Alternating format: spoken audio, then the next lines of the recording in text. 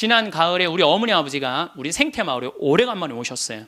근데 아버지가 주치를 참 잘 캐요. 아버지 산삼도 잘 캐지만 주치, 이 3대 명약이 있다고 그러잖아요. 산삼, 주치, 동충하초. 근데 우리 아버지는 산삼도 캐서 나 먹이고 동충하초도 주치도 캐서 먹여요. 그러니까 우리 아버지가 가을 내내 산에 다니면서 주치를 캤어요. 인터넷 가서 찾아보세요. 네. 그게 우리 보통 서민들이 먹는 산삼만큼 좋은 약이라고 그래요. 그러니까 빨간 건데 어쨌든 그거를 아버지가 가을 84살 드신 아버지가 아침만 해만 뜨면 산에 올라가셨어요. 근데 저는 말리지 않았어요. 왜 말리지 않았느냐 하면은 그게 아버지의 기쁨이고 그 걱정은 되죠. 84살에 산에 들어가고 길을 잃어버리거나 낙상을 하거나 그럼 걱정은 돼요. 그래도 나는 아버지 그냥 산에 가시게 했어요. 왜냐하면 아까 그 외로운 노인의 얘기처럼 아버지 방에 들어가서 쉬시라고 가만히 있으라고 그게 노인한테 못할 짓인 거예요. 그래서 산에 가고 얼마나 신나게 주치를 캐오고 더덕도 이게 산에 이제 주치를 캐갖고 오면은 그게 자랑스러우신 거야. 그래갖고 큰 걸 캐오시면 내 손을 꼭 잡고 당신 방에 데리고 들어가세요. 큰 거 보여주려고 이게 신부님 이게 한 50년 된 거라고. 그럼 나는 다른 거 하나 이야 우리 아버지 최고다. 우리 아버지 최고다. 역시 우리 아버지가 최고로 멋있는 분이다. 그 아버지 너무너무 신나게 가을 내내 산에 다니면서 주치를 캐셨어요. 어머니는 또 그거 다려갖고 내가 강의 이제 지난 대림절에 하루도 안 쉬고 강의 다니잖아요. 그럼 밤 12시까지 기다리고 있는 거예요. 그거 먹인다고. 그걸 먹인다고. 아버지는 산에 가서 죽을 둥 살 둥 주치 캐러 다니고 어머니는 또 밤 12시까지 그걸 다려놓고 아들 강의 끝나면 먹이려고. 근데 저는 한편으로는 늙은 분들을 너무 고생시키는 거 아닌가 이런 생각이 드는 반면 아니다. 저러다가 차라리 지쳐서 돌아가시는 게 낫다. 그래서 내가 어머니 아버지한테 올 봄에는 아까 명동에 와서 그 신발을 이렇게 신발 가게 보면서 내년엔 봄에는 올 봄에는 신발을 좀 더 가벼운 걸 사드려야 되겠다. 산에 더 다니시게. 그래서 늙어서 행복하게 살기 위해서는 첫 번째 무조건 집을 나가라. 나이 먹어서 외롭지 않게 사는 방법은 일단 해만 뜨면 집을 나가야 돼요.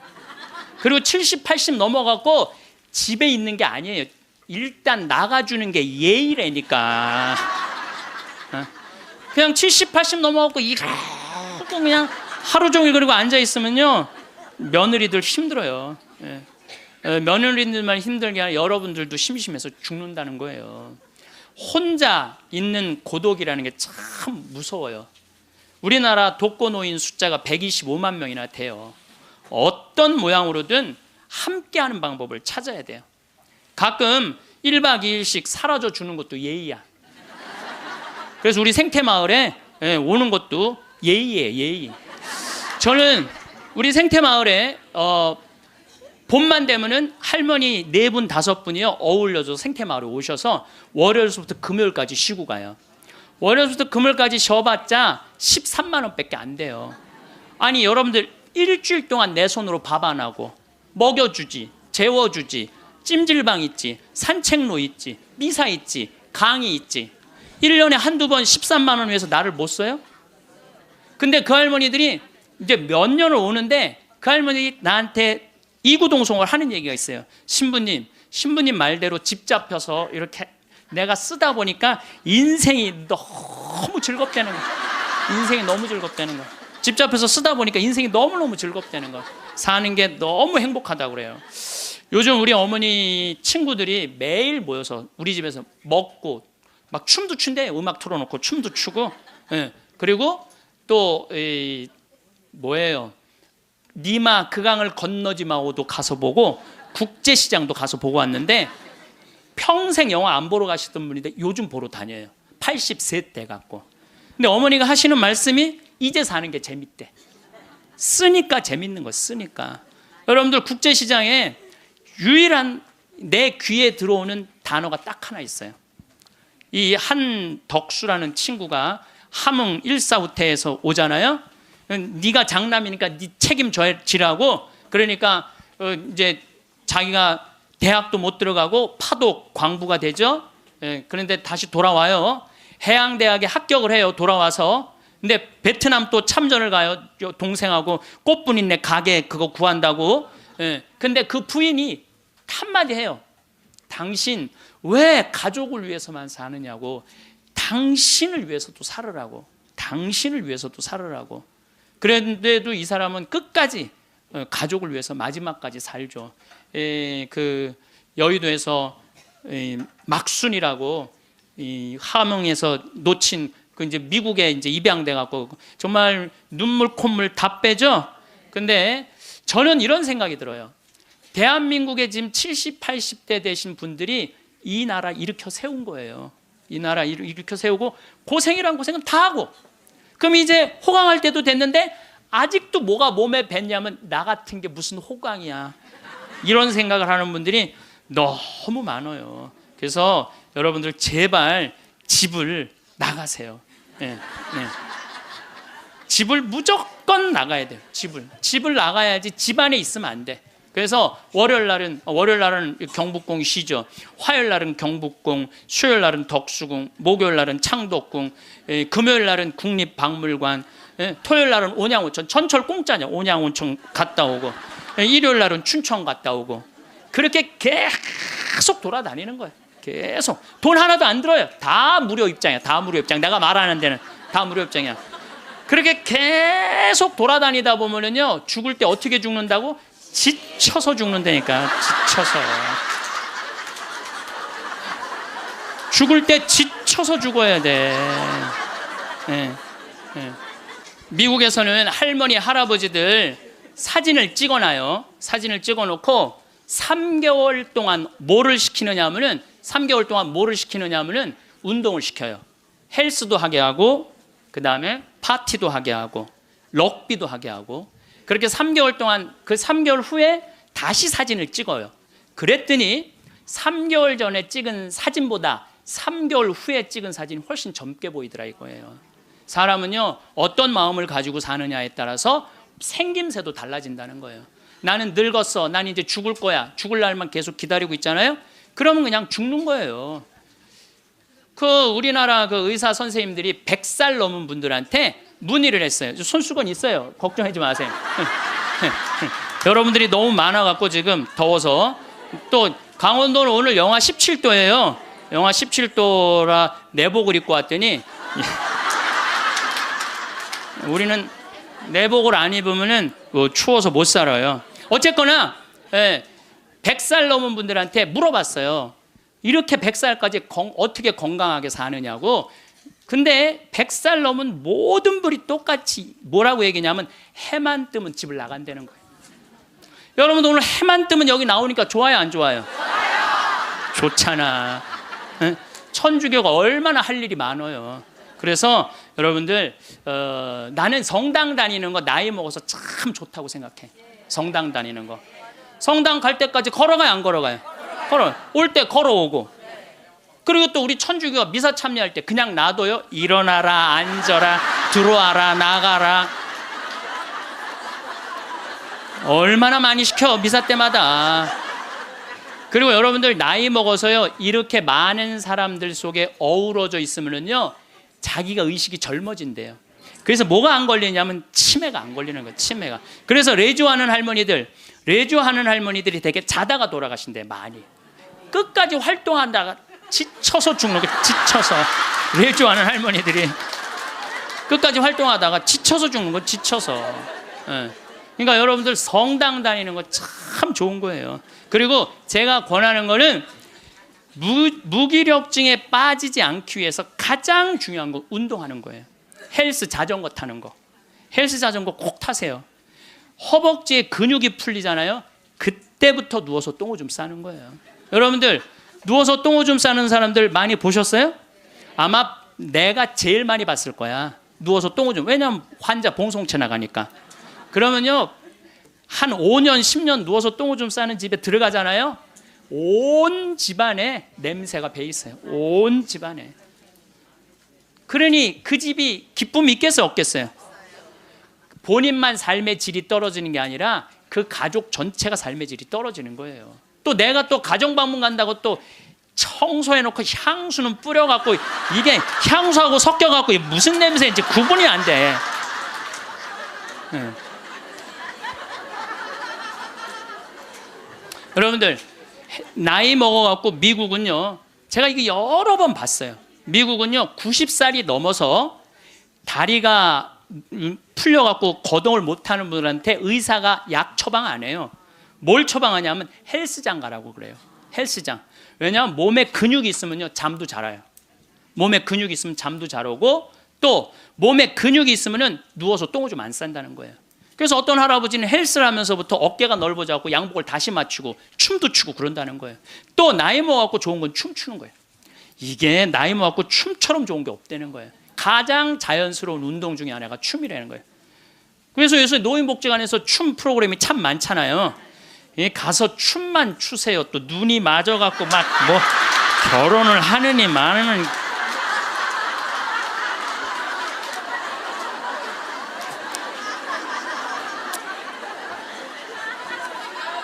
돈 쓰는 거 아깝다고 72%의 돈 쓰는 거 아깝다고 72%의 할머니 할아버지들이 아무것도 안 해서 집에만 있는다는 거야. 우리나라에 지금 72%의 할머니 할아버지들이 돈 쓰는 거 무섭고 아깝다고 아무것도 안 하고 집에서 있는다는 거예요. 그런데 이 중에 45%는 극빈자예요. 극빈자라고 그러는 거는 정말 어려운 분들이, 우리나라 OECD 국가 중에 노인 가장 가난한 나라가 우리나라예요. 이것도 참 슬픈 일이에요. 왜냐하면 우리나라가 정말 잘 사는 나라거든요. 여러분들 우리나라 잘 사는 나라인지 모르세요?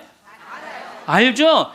잘 살아요. 이번에도 뭐 1조 1000억 달러를 달성하고 무역 흑자 500억 달러가 넘는 나라예요. 그런데 노인들은 OECD 국가 중에 가장 가난해. 이게 참 슬픈 일이에요. 근데 어쨌든 45%는 정말 쓸 돈이 없는 할머니 할아버지들이에요. 그런데 나머지 27%는 돈 쓰는 게 아까워서 못 쓰는 분들이에요. 27%는 여러분들이 여가 활동도 하지 않고 27%의 할머니들 아무것도 안 하면, 이 할머니들이 뭐 하는 거냐면 나중에 누워서 똥을 좀 싸는 거예요. 여러분들 이 돈 간병인 병원비로 다 씁니다. 안 쓰는 거. 한국인이 평생 살면서 남성이 의료비로 얼마를 쓰냐면 7,400만 원을 쓴대요. 여성이 몇 퍼센트를 쓰냐면 8,700만 원을 쓴대. 여성이. 그러니까 여자들이 남자보다 1,300만 원을 더 쓰는 거예요. 그런데 왜 더 쓰느냐 하면은 오래 살아서 더 쓰는 거야. 똑똑하시네. 오래 살아서 더 쓰는 거예요. 그런데 4,300만 원, 65세 이상이 8,700만 원 중에 4,300만 원을 65세 이상 쓴다는 거예요. 그러니까 늙어서 병원비를 다 쓰는 거야. 늙어서 병원비를 다 쓰는 거야. 이 돈, 내가 보기엔 이 돈 4,300만 원 가지고 수영장 다니고 헬스장 다니고 놀러 다니는 대로 쓰고, 그런 분들 돌아가실 때 그냥 지쳐서 죽는 거예요. 그런 분들이. 제 생각에는 여러분들 운동 헬스장 요즘 7만 원 내지 8만 원 해요. 그럼 그 헬스장만 다녀도요 50년 다닐 수 있어요. 50년. 병원비 다른 거 말고 여러분들이 쓰는 병원비를 가지고만 해도 50년 헬스장 다닐 수 있어요. 자, 이제 헬스장 얘기를 좀 할게요. 제가 왜 헬스장을 굉장히 중요하게 여기느냐 하면은 나이를 먹어서는요 근력 운동을 해야 돼요. 40살이 넘어서부터 몸에서 1%씩 근육이 빠져나가요. 1%씩 근육이 빠져나가면은 80살 되면 거의 다 빠져나가는 거예요. 그럼 뭐만 남아? 뼈만 남는 거예요. 뼈만 남으면 그 다음 뭐 하는 거야? 눕는 거예요. 그래서 그 근육을 보충해 주려면 고기도 일주일에 한 번은 먹어야 되고, 또 헬스장. 자, 신부님 저 돈이 하나도 없어요. 신부님은 맨날 돈 있는 사람 얘기만 해요. 여러분들 우리 평창은요, 평창 종합운동장에 건강증진센터가 있는데, 헬스장이 있는데 무료예요. 무료. 이게 우리 평창만 무료가 아니라 여러분들 주위에 무료 헬스장 널려 있어요. 널려 있어요. 그러면은 아침에 나가갖고 헬스장 가면은요 젊은 사람도 구경할 수 있고, 내 몸에 맞게만 하면은요 1시간 2시간 얼마든지 시간 보낼 수 있어요. 그 옆에 목욕탕 딸려 있으면 목욕탕. 그리고 저녁에 집에 들어오면은요 자지 말라고 그래도 쓰러져서 자요. 예, 자지 말라고 그래도 쓰러져서 자요. 근데 문제는 뭐냐면은 할머니들 중에 이런 분들이, 신부님 나이를 먹으니까 잠이 안 와. 이런 분들은 왜 잠이 안 오냐면 하루 종일 소파에 앉아갖고 여러분들 누워서 똥오줌 싸는 아버지를 모시면서 어떤 분이 일기를 썼어요. 극히 일부만 제가 옮겨놓을게요. 이 참 내용이 참 가슴이 참 짠해요. 이 더 기가 막힌 내용도 있는데 내가 이 방송이라 정말로 정말 우리들이 들을 만한 객관적인 내용만 쓴 거예요. 어제는 불효를 했다. 기저귀 찬 채로 거실로 나가려는 아버지와 어머니의 실랑이가 벌어지고 급기야는 누워서 발길질하는 아버지의 폭력으로부터 어머니가 먼저 돌아가실 지경에 이르렀다. 여러분들 마지막에 똥오줌 싸고 이런 분들, 치매에 걸린 분들은요, 막 뱀이 막 기어간대요. 천장에 뱀이 기어가고 천장이 막 무너지는 것 같고 극도의 공포에 사로잡힌대요. 그러니까 이 치매 걸리는 게 진짜 똥오줌 싸는 것보다 더 무서운 게 뭐예요? 치매 걸리는 거예요. 근데 진짜 무서운 건 치매에 걸려갖고 똥오줌 싸는 거예요. 치매에 걸려갖고. 그리고 집 나가갖고 치매 걸리는 부모님 잃어버리면은 자식들이 또 얼마나 애가 타요. 그리고 막 집기 다 망가뜨려 놓고. 참 이런 못할 짓을, 이게 이유가 딱 한 가지라니까요. 안 죽어서 생기는 일이에요. 안 죽어서. 자, 여기 그러니까 이 할아버지가 이제 할머니를 막 때렸나 봐요. 밤이면 더욱 기승을 부리는 망령. 이미 아버지의 영혼의 절반은 잡기에게 농락당하는 처지에 이른 것이니 이 집안을 어찌할꼬. 부처님께 3배 후, 불교 신자예요. 부처님께 3배 후 죽비를 들어 아버지 양쪽 발바닥을 호되게 내리쳤다. 여러분들 늙으면 자식이 부모 때린다는 얘기 많이 들었죠? 때릴 수밖에 없대요. 때릴 수밖에 없대요. 때려야지 컨트롤이 되니까. 하늘은 어찌 나를 이토록 침통하게 만드는 것일까? 아버지가 돌아가셨다. 염을 할 때 무릎 꿇고 용서를 빌었다. 잘못했습니다. 용서해 주세요. 용서해 주세요. 수도 없이 눈물로 용서를 빌었다. 그러니까 제 생각에는 자식들한테 이런 고통 주기 싫으면은 자기 인생은 누가 책임지는 거야? 자기가 책임져야 돼. 나이 들어 자식에게 의존하려는 마음 자체를 없애야 돼요. 끝까지 내 힘으로 화장실 가고 돌아다닐 수 있을 때까지 돌아다니라는 거예요. 여기 어느 외로운 노인의 글이 하나 있는데 참 모든 인생이 다 들어있어서 제가 여러분들한테 한번 읽어드릴게요. 3년 전 마누라가 세상을 떠난 뒤 나는 외로움을 견디다 못해 함께 살자는 아들의 청을 받아들였다. 여러분들 지금 할머니 할아버지들 집에서 할머니 할아버지들 보면 많이 싸우죠. 많이 싸우죠. 그게 얼마나 큰 행복인지 몰라요. 싸우는 것도 행복이에요. 싸울 남편도 없잖아요. 그럼요, 그거 얼마나 외로운데요. 외로울 수밖에 없어요. 나는 내가 강의 때 핸드폰 울려도 한 번도 신경질을 부린 적이 없어. 내가 나는 아늑하고 편안한 아들네 집에서 학교 간 손자들과 직장에 나간 아들과 며느리가 돌아오는 저녁 때를 기다렸다. 그러니까 자식 집에 들어가서 살아도요, 혼자인 거예요. 혼자인 거예요. 아이들이 있어 집안 분위기가 활기찰 것이라고 기대했지만 손자 녀석들은 학교에서 돌아오자마자 늘 숙제하느라고 바빴다. 공부하느냐고 할머니 할아버지랑 놀아줄 시간 없다는 얘기예요. 하루에 한 번 저녁 시간에 온 식구가 모였는데 식사 분위기는 대체로 딱딱했다. 가끔 어린 손자가 학교에서 일어난 일을 얘기하며 깔깔대면 제 어미가 할아버지 앞에서 떠들면 못 써 하고 야단을 쳤다. 사실 나는 녀석들이 짓거리는 일이 즐거웠는데 말이다. 차를 마실 때라도 두런두런 이야기를 나누면 좋으련만 아들이 아버님 늦었습니다. 이제 그만 주무시지요 하고 말하면 나는 잠이 오지 않아도 내 방에 가야 했다. 감옥이죠, 감옥. 바깥에 나가고 혼자 있을 수도 없고 자식하고 산다고 행복한 게 아니라니까요. 그러던 어느 날 이웃 노인 몇 사람과 오래간만에 즐겁게 마작을 하다가 시간 가는 줄 몰랐다. 그러다 저녁에 퇴근한 며느리에게 그 노인들 식사를 같이 부탁했는데 며느리가 진수성찬을 차려올렸다. 그런데 이튿날 아침이었다. 아들이 미리 말도 없이 손님을 청하면 어떡하냐면서 앞으로 그러지 마세요라고 말했다. 언젠가부터 나는 자주 배가 고팠다. 금방 밥을 먹어도 또 배가 고팠는데 냉장고에 내가 먹을 만한 간식이 없었다. 그래서 나는 매일 늙은 행상한테서 만두를 3상자씩 사 먹었다. 그 뒤로는 뱃속이 편안했고 하루 종일 목소리를 쓰지 않는 나로서는 만두 장수와 이야기 나누는 일도 즐거웠다. 여러분들 늙으면은요, 이 만두 장사랑 얘기 나누는 것도 즐거워. 나하고 누가 말만 해줘도. 그래서 우리 생태마을에 전화해갖고 할머니들요, 무지하게 통화 오래 하는 말들이 많아요. 어느 날 만두 장수는 내게 줄 거스름돈이 모자라 나중에 며느리를 통해서 돈을 건네주었는데, 며느리는 아버님이 이렇게 직접 사다 드시면 사람들이 우리가 아버님을 잘 돌보지 않는다고 생각할 거예요 라고 말했다. 그렇게 2년이 흘렀다. 갈증이 나고 자주 오줌이 마려운 증세가 더 심해져 병원에 갔더니 당뇨병이라고 했다.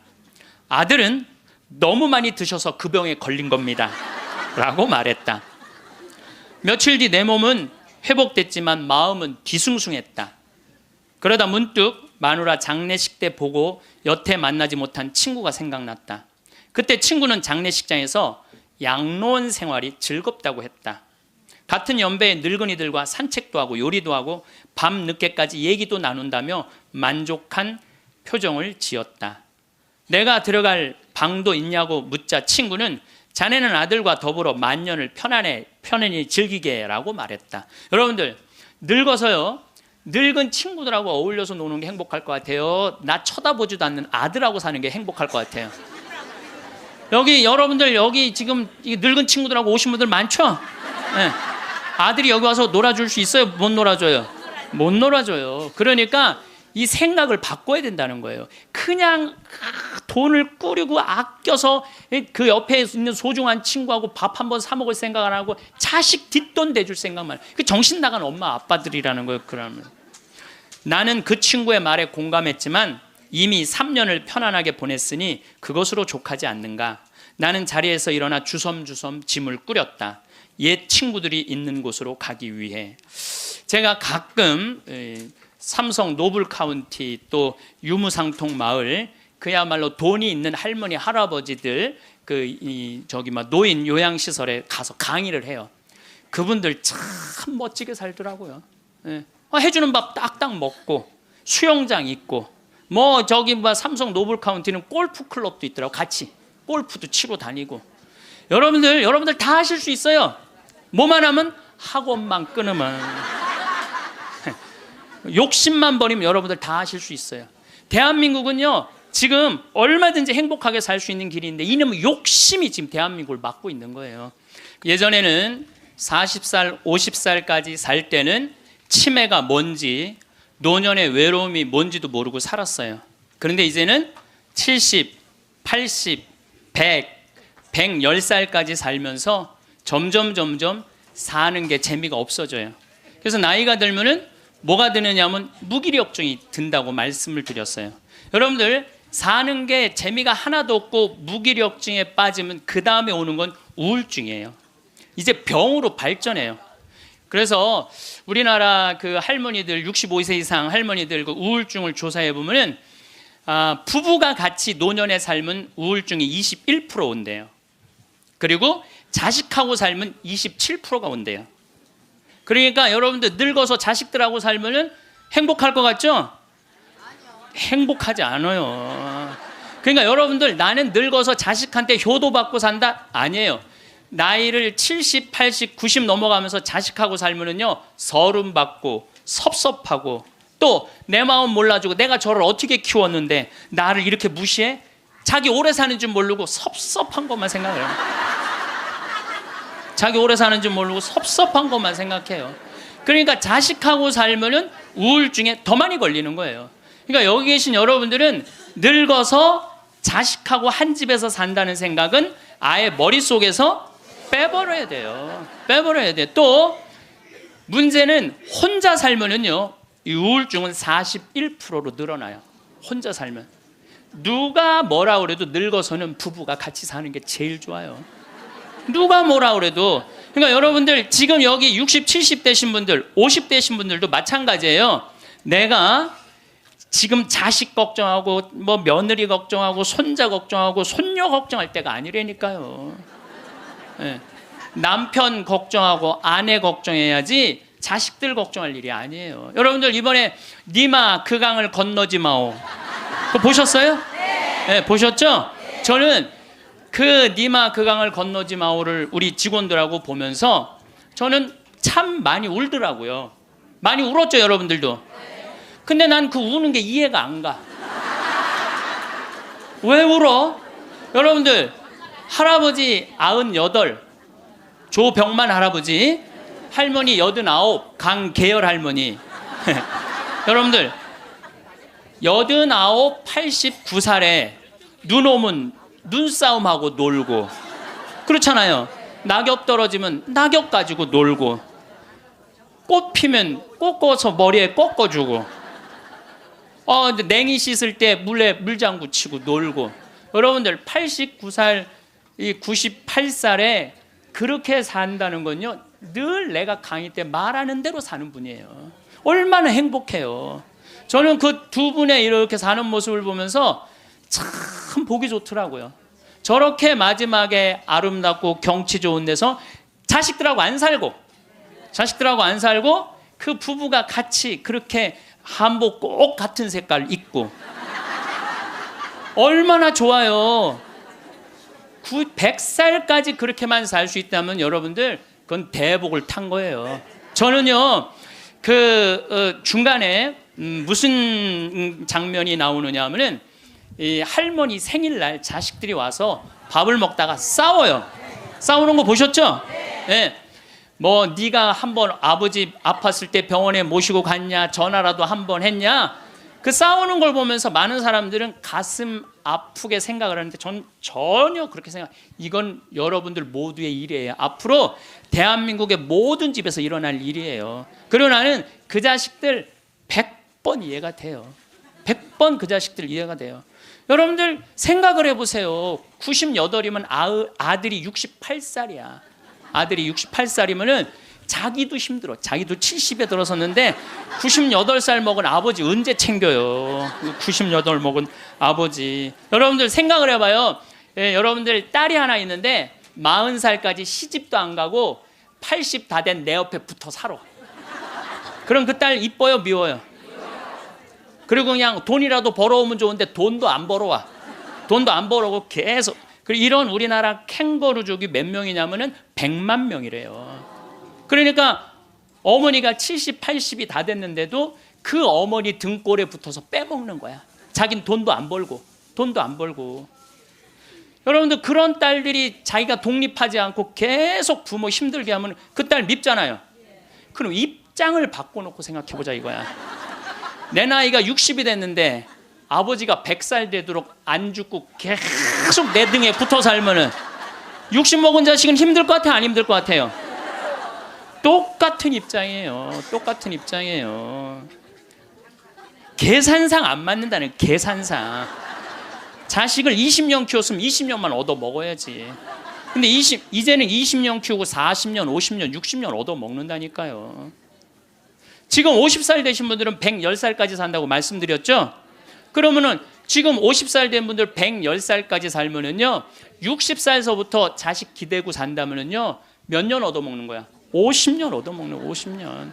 지금 40살들은요 120살까지 사는 거야. 그럼 60살서부터 자식 기대서 얻어먹고 산다면은요 60년 얻어먹는 거야. 20년 기껏 키우고 난 다음에 60년 얻어먹는 게 말이 돼요?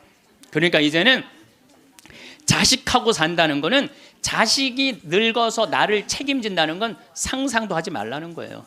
누가 책임져야 돼? 내 인생은? 내가 책임지는 수밖에 없어요. 아니, 제가 늘 드리는 말씀이지만은 저는 고등학교 3학년 때까지 어머니 아버지가 저를 키웠어요. 저는 뭐 우리 집 막내로서 정말 사랑 많이 받고 자랐어요. 그 신학교 들어가니까 누가 날 키워줬어? 교회가 날 키워줬어. 신학교 교회가 신부되고 보니까 너무 고마워. 그래서 20년 동안 나 키워준 어머니 아버지한테 은혜를 갚으리라. 내가 받은 만큼은 돌려주리라. 그래갖고 내가 첫 신부 돼갖고 첫 사목 활동비 받았을 때 45만 원인가 받았어요. 그 24년 전에요. 어머니 2만 5천 원, 아버지 2만 5천 원 용돈 드렸다니까요. 그렇게 20년 동안 한 달도 안 빠지고 용돈 드렸어요. 4년 전에 끝났어. 4년 전에 계산 끝났어요. 그런데도 어머니 아버지가 갈 생각을 안 하네. 아버지 85, 어머니 83인데 너무 정정하신 거예요. 근데 저는 괜찮아요. 왜냐하면 여러분들, 저는 사실은 어머니 아버지를 전 참 많이 사랑해요. 이제는요, 자식이 효도로 부모를 모시는 시대는 끝났어요. 자식이 부모를 얼마나 사랑하느냐가 결정적이에요. 너무 사랑하면 보고 싶잖아. 자꾸 같이 있고 싶고. 사랑은 그거 아니에요? 보고 싶고 같이 있고 싶고.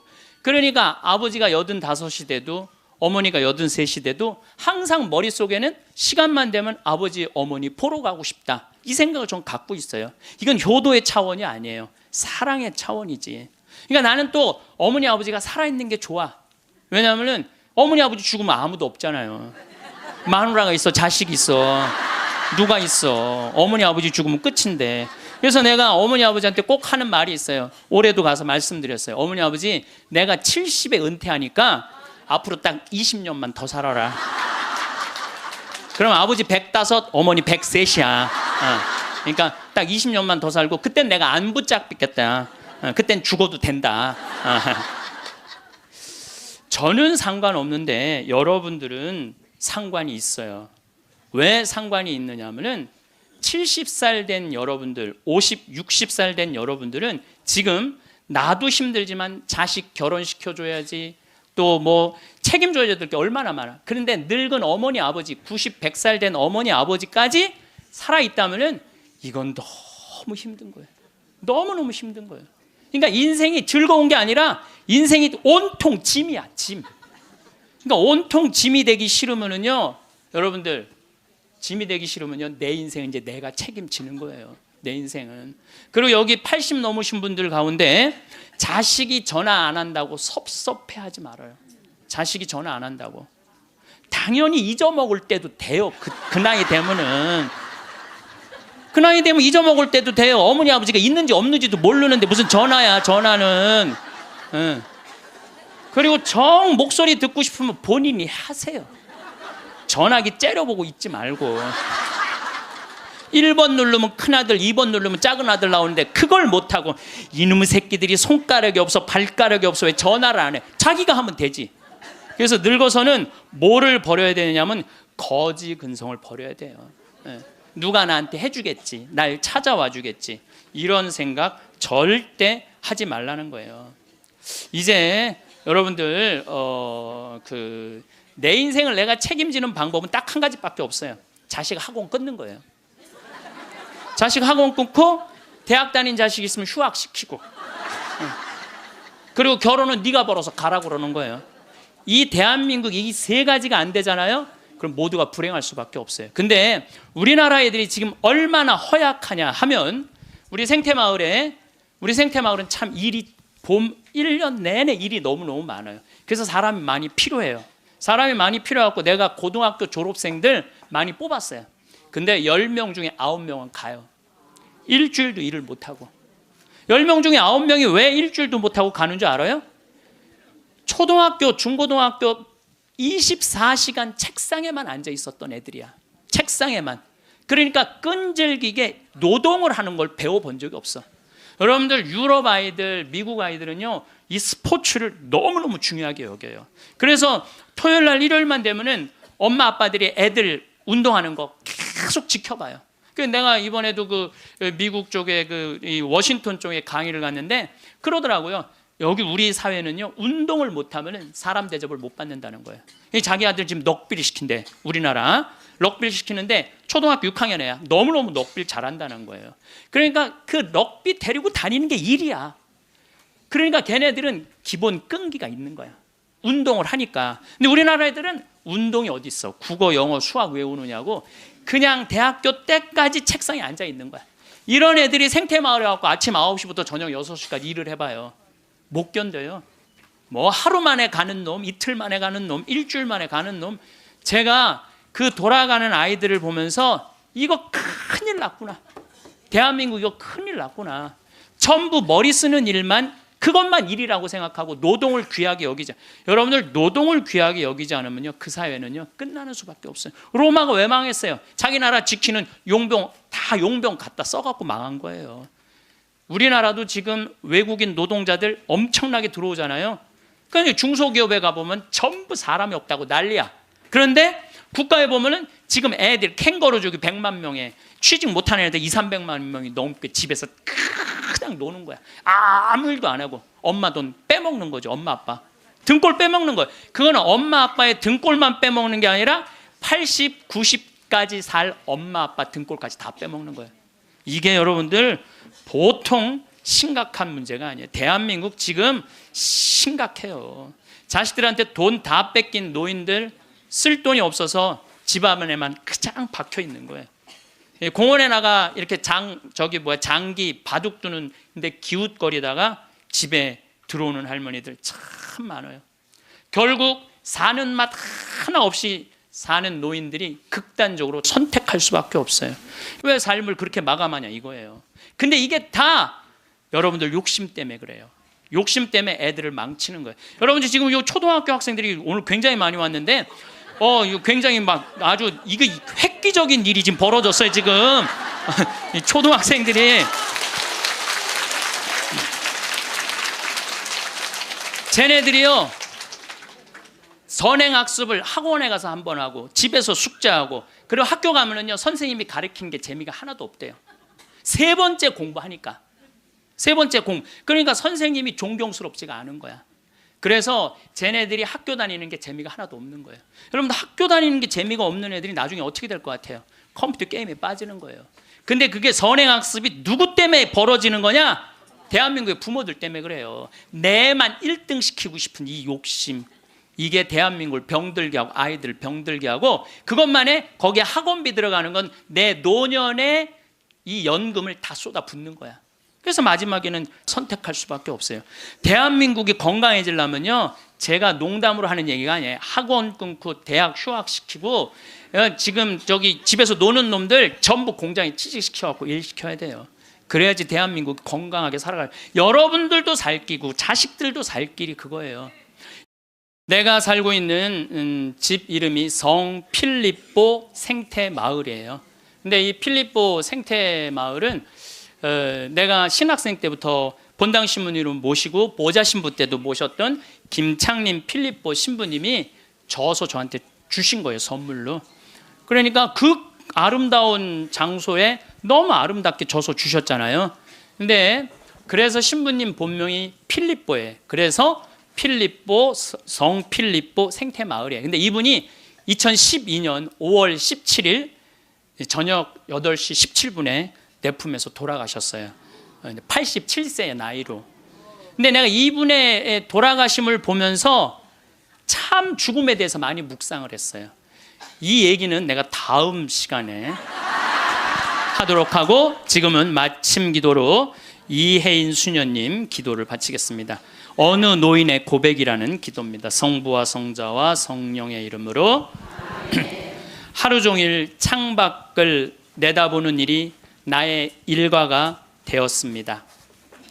누가 오지 않아도 창이 있어 고맙고 하늘도 구름도 바람도 벗이 됩니다.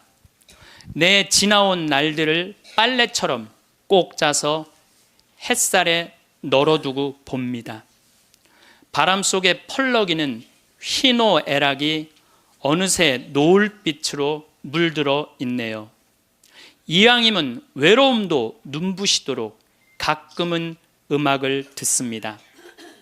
이 세상을 떠나기 전 내가 용서할 일도 용서받을 일도 참 많지만 너무 조바심하거나 걱정하진 않기로 합니다. 죽음의 침묵은 용서하고 용서받은 거라고 믿고 싶어요.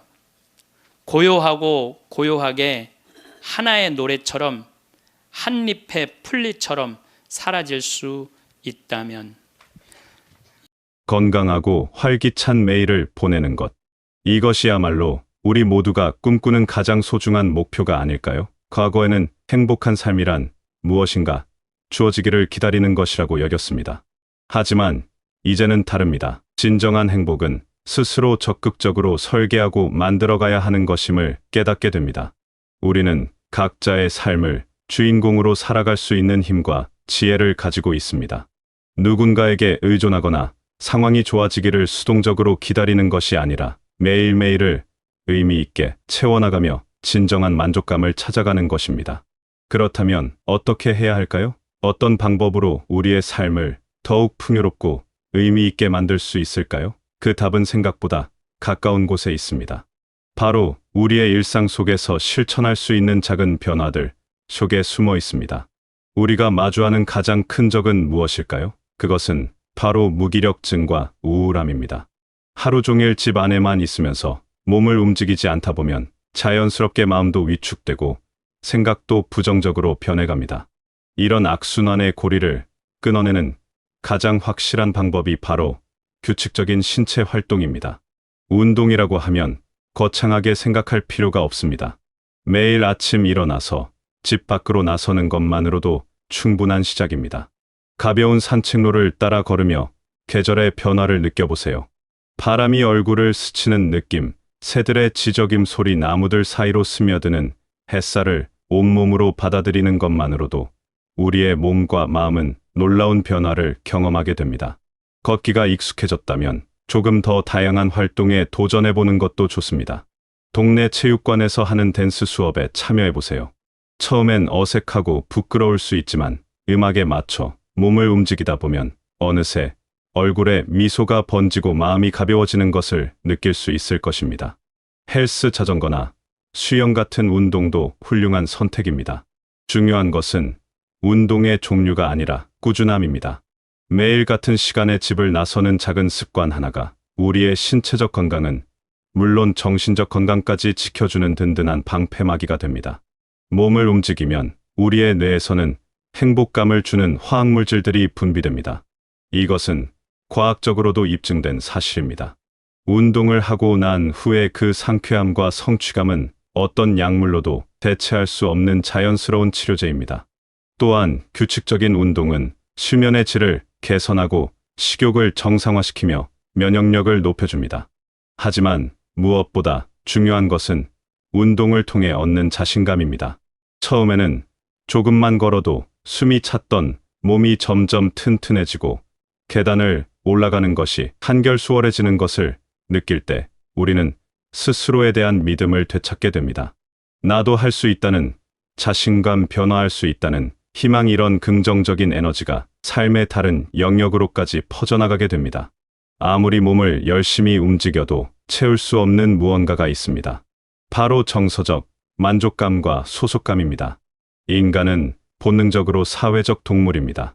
다른 사람들과 소통하고 교감하며 함께 무언가를 나누고 싶어하는 욕구를 가지고 있습니다. 이런 욕구가 충족되지 않으면 아무리 몸이 건강해도 마음은 메마르고 외로워집니다. 혼자 있는 시간을 완전히 없앨 수는 없지만 그 시간을 줄이고 다른 사람들과 함께하는 시간을 늘려보세요. 오랫동안 연락하지 않았던 친구에게 전화를 걸어보는 것은 어떨까요? 처음엔 어색할 수도 있지만 대화가 시작되면 금세 옛정이 되살아나면서 서로의 안부를 나누게 됩니다. 이웃과의 관계도 소중히 가꿔보세요. 엘리베이터에서 마주치는 분께 먼저 인사를 건네고 아파트 단지 내에서 산책하는 분들과 자연스럽게 대화를 나눠보세요. 처음엔 날씨 이야기나 간단한 인사말에 그칠 수 있지만 시간이 지나면서 서로에 대해 더 많이 알게 되고 진정한 이웃사촌의 관계를 만들어갈 수 있습니다. 지역 복지관이나 문화센터에서 진행하는 다양한 프로그램에 참여해보는 것도 좋은 방법입니다. 요리 교실, 원예 수업, 노래 교실 등 다양한 활동들이 준비되어 있습니다.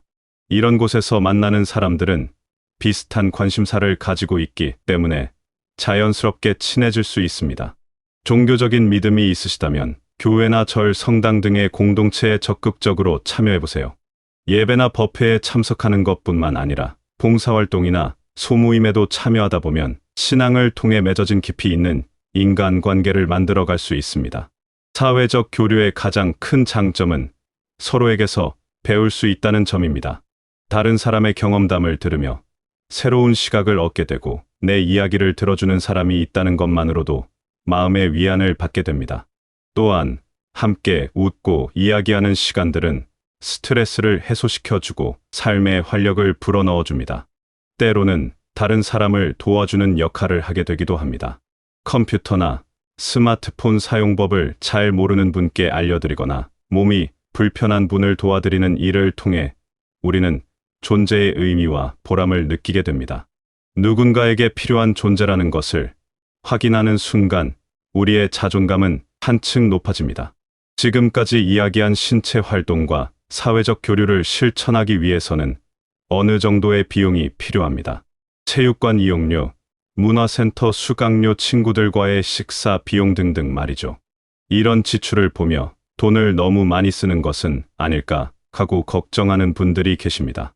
하지만 이런 생각을 조금 바꿔볼 필요가 있습니다. 건강을 위한 지출을 단순한 소비가 아닌 투자로 바라보는 관점의 전환이 필요합니다. 운동을 하고 사람들과 어울리는데 쓰는 돈은 미래의 의료비를 줄이고 삶의 질을 높이는 가장 확실한 투자입니다. 실제로 규칙적으로 운동하는 사람들은 그렇지 않은 사람들에 비해 각종 질병에 걸릴 확률이 현저히 낮습니다. 당뇨병, 고혈압, 심장질환, 치매 등 각종 성인병을 예방하는데 운동만큼 효과적인 방법은 없습니다. 또한 사회적 교류를 통해 받는 정서적 지지는 우울증과 불안장애를 예방하는 데 큰 도움이 됩니다. 건강을 잃고 나서 병원비로 지출하게 되는 돈을 생각해 보세요. 수술비, 입원비, 약값, 간병비 등등 그 비용은 상상을 초월합니다. 게다가 돈으로 살 수 없는 것이 있습니다. 바로 건강한 시간입니다. 아프고 나서 후회해도 이미 늦습니다. 현명한 소비의 기준은 단순히 돈을 적게 쓰는 것이 아닙니다. 진정으로 가치 있는 곳에 투자하는 것입니다. 건강과 행복을 위한 지출은 결코 아까운 돈이 아닙니다. 오히려 우리가 할 수 있는 가장 똑똑한 투자입니다. 물론 무작정 돈을 쓰라는 이야기는 아닙니다. 자신의 경제 상황에 맞는 선에서 합리적으로 계획을 세워야 합니다. 비싼 헬스클럽 대신 동네 체육관을 이용하고 고급 레스토랑 대신 합리적인 가격의 식당에서 친구들과 만나는 등 똑똑한 선택을 하면 됩니다. 중요한 것은 우선순위를 제대로 정하는 것입니다. 건강과 관련된 지출을 최우선으로 두고 불필요한 다른 지출은 줄여나가는 지혜가 필요합니다.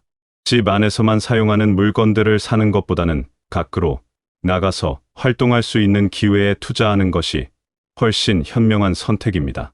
또한 건강을 위한 투자는 단순히 개인적인 차원에서만 의미가 있는 것이 아닙니다. 건강한 사람이 많아질수록 사회 전체의 의료비 부담이 줄어들고 더 많은 사람들이 활기차게 살아갈 수 있게 됩니다. 우리의 작은 투자가 사회 전체에 긍정적인 영향을 미치는 것입니다. 건강을 위한 지출에서 얻는 것은 단순히 몸의 건강만이 아닙니다. 새로운 사람들과의 만남, 새로운 취미와 관심사의 발견, 성취감과 자신감의 향상 등 돈으로 환산할 수 없는 소중한 가치들을 얻게 됩니다. 이런 것들은 우리의 삶을 훨씬 더 풍요롭고 의미 있게 만들어줍니다. 지금까지 이야기한 3가지 요소를 다시 한번 정리해 보겠습니다. 바로 신체적 활동, 사회적 교류, 그리고 이를 뒷받침하는 현명한 투자입니다. 이 3가지는 서로 독립적인 것이 아니라 톱니바퀴처럼 맞물려 돌아갑니다. 운동을 하면서 만난 사람들과 친해지고 그 사람들과 함께 더 다양한 활동을 하게 됩니다. 사회적 교류를 통해 새로운 운동이나 취미를 알게 되고 그것에 참여하기 위해 투자를 하게 됩니다. 건강을 위한 투자를 통해 더 많은 활동과 만남의 기회를 얻게 됩니다. 이런 선순환의 고리가 한번 만들어지면 우리의 삶은 점점 더 풍요로워집니다. 매일 아침 일어나는 것이 기대되고 새로운 하루를 맞이하는 것이 즐거워집니다. 무기력함과 우울함은 자연스럽게 사라지고 대신 활력과 희망이 자리 잡게 됩니다. 가장 중요한 것은 이 모든 것이 다른 누군가가 만들어주는 것이 아니라 우리 스스로 만들어가는 것이라는 점입니다. 주도권을 우리가 가지고 있습니다. 변화를 만들어낼 힘도 우리 안에 있습니다. 처음에는 작은 변화부터 시작해도 됩니다. 하루에 10분만 더 걷기, 일주일에 한 번, 친구와 통화하기 한 달에 한 번, 새로운 활동에 참여해보기, 이런 작은 실천들이 모여서 큰 변화를 만들어냅니다. 중요한 것은 완벽해야 한다는 부담을 갖지 않는 것입니다. 때로는 의욕이 떨어질 때도 있고 몸이 아파서 운동을 못할 때도 있습니다. 그럴 때는 충분히 쉬었다가 다시 시작하면 됩니다. 포기하지 않고 꾸준히 이어가는 것이 가장 중요합니다. 우리는 모두 행복할 자격이 있습니다. 건강하고 활기찬 매일을 보낼 권리가 있습니다. 그 권리를 실현하는 것은 다른 누구도 아닌 바로 우리 자신의 선택과 노력에 달려 있습니다. 삶은 우리가 생각하는 것보다 훨씬 많은 가능성을 품고 있습니다. 새로운 사람들과의 만남, 새로운 경험들, 새로운 도전들이 우리를 기다리고 있습니다. 문을 열고 나가서 그 가능성들을 하나씩 현실로 만들어 보세요. 여러분의 매일매일이 건강과 웃음으로 가득 차고 소중한 사람들과의 따뜻한 만남으로 풍성해지며 현명한 선택을 통해 더욱 의미 있는 삶을 만들어 가시길 바라겠습니다.